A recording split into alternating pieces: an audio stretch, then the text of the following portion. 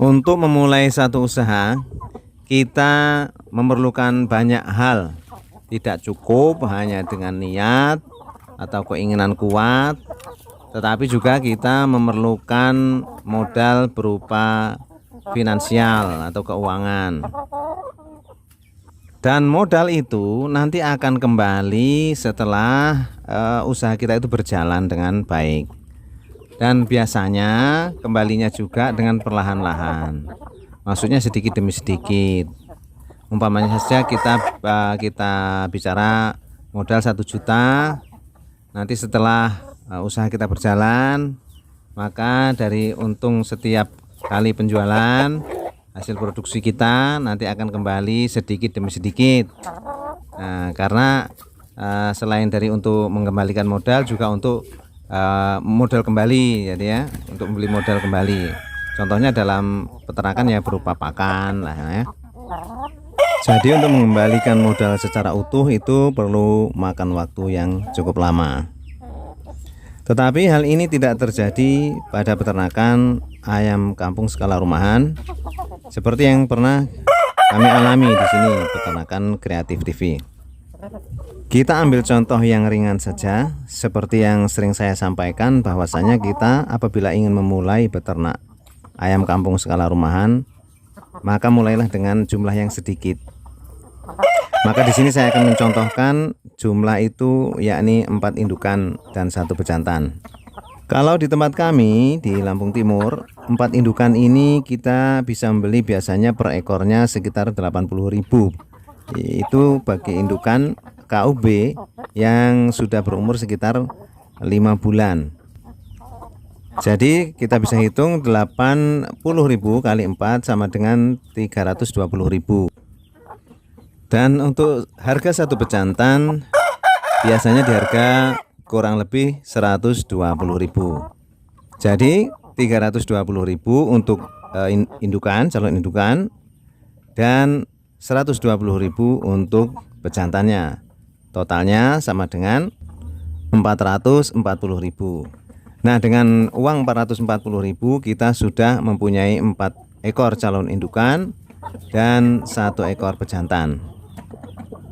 Apabila semuanya berjalan lancar dan pemeliharaan kita baik, bahkan kita juga baik, memenuhi kebutuhan nutrisinya, maka insya Allah 1 bulan kemudian sudah mulai berproduksi atau bertelur. Dan untuk produksi bulan-bulan pertama ini biasanya produksinya baik sekali, bisa mencapai 80% kalau di tempat kami dulu.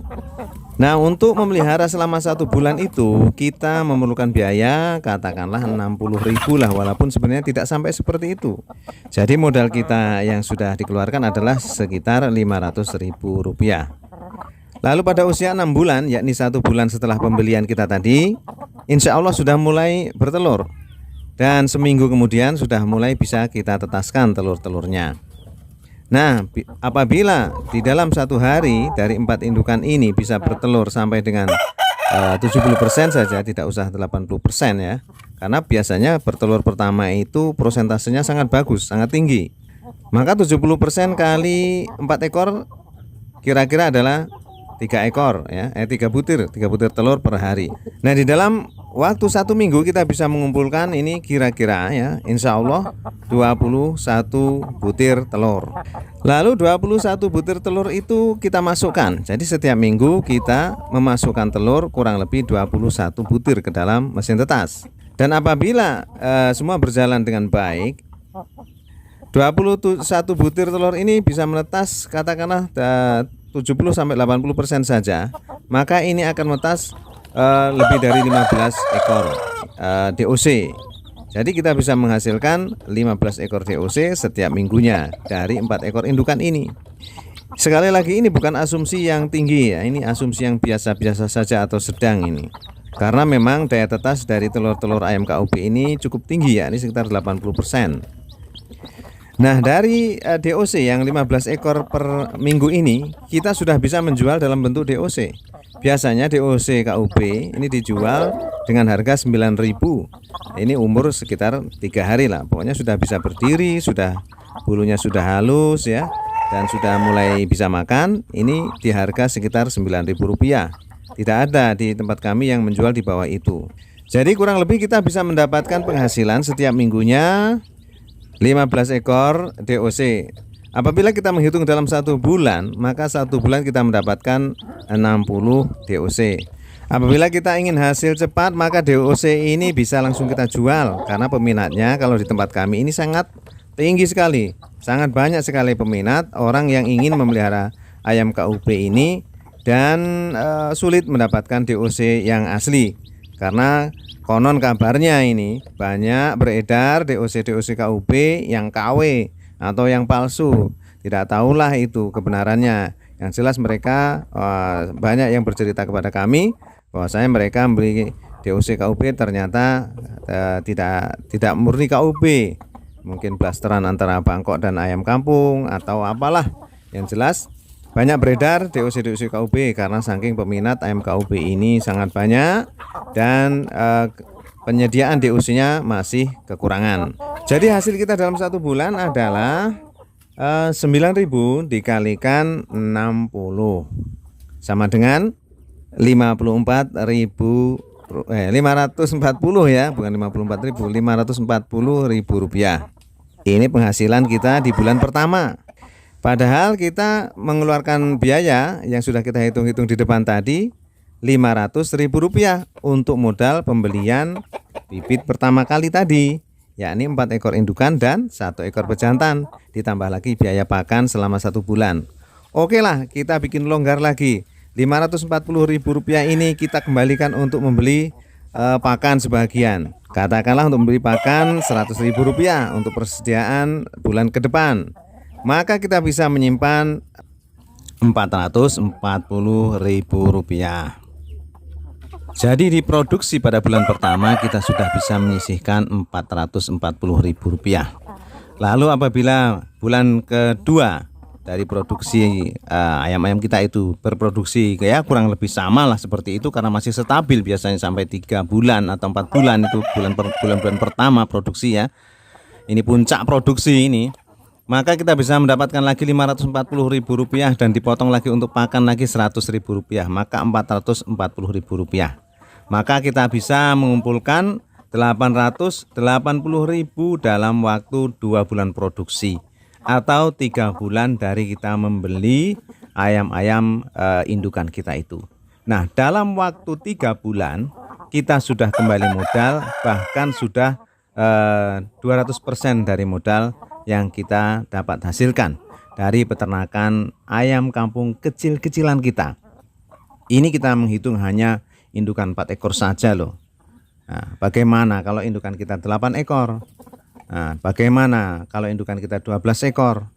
Nah, tentunya tidak bisa rezeki dihitung dengan matematika ya. Kalau umpamanya 4 indukan kita mendapatkan 440.000 per bulan. Kalau 8 berarti 440.000 kali 2 berarti 880. Tidak bisa seperti itu. Nah, karena rezeki itu betul-betul dalam genggaman Allah Subhanahu wa taala. Tetapi ya secara asumsi matematika kita kan boleh hitung-hitungan lah sebagai manusia biasa yang ya berusaha untuk mendapatkan rezeki yang lebih dari usaha kita. Toh kita boleh-boleh saja mengadakan hitung-hitungan. Tetapi dulur-dulur, ini saya tidak bermaksud untuk menggurui atau mematok rezeki dulur-dulur. Tentu rezeki dulur-dulur bisa jadi lebih tinggi daripada yang saya utarakan tadi, yang saya asumsikan, yang saya kira-kirakan tadi. Karena ini hanya berdasarkan pengalaman pribadi saya. Ini tidak bermaksud untuk ngompor-ngompori, tidak. Tetapi saya hanya ingin menekankan bahwasanya beternak ayam KUB skala rumahan yang modalnya hanya kecil di bawah 500.000 atau katakanlah 500.000, tetapi kita sudah bisa mendapatkan income atau masukan untuk membantu perekonomian keluarga kita yang cukup lumayan, dan ini bisa kita nikmati setiap minggu kalau di tempat kami ini ya tinggal kita ngaturnya lah.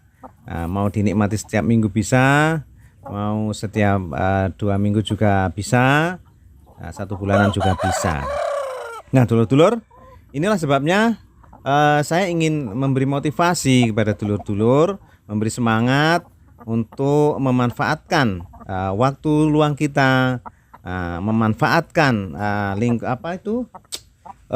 pekarangan kita yang kosong ya, yang tidak terpakai. Mari kita manfaatkan sebaik-baiknya. Anugerah yang sudah diberikan Allah kepada kita itu kita manfaatkan sebaik-baiknya untuk bisa memberi penghasilan tambahan bagi keluarga kita. Tentunya apabila ini berjalan dengan baik, maka semoga saja ini bisa membantu kita untuk lebih tentram dan lebih tenang di dalam beribadah menyembah Allah Subhanahu wa taala. Oke, dulur. Semoga uraian saya yang sedikit ini bisa memberi manfaat, memberikan semangat, dorongan, dan juga memberikan sedikit gambaran tentang bagaimana beternak ayam kampung, dalam hal ini ayam KUB, walaupun hanya kecil-kecilan. Tentu tidak semuanya benar yang saya utarakan dan banyak kesalahannya karena kami bukanlah ahli dalam bidang ayam. Kami hanya berbagi pengalaman, kebenaran hanya milik Allah Subhanahu wa taala. Oke, itu saja. Assalamualaikum warahmatullahi wabarakatuh.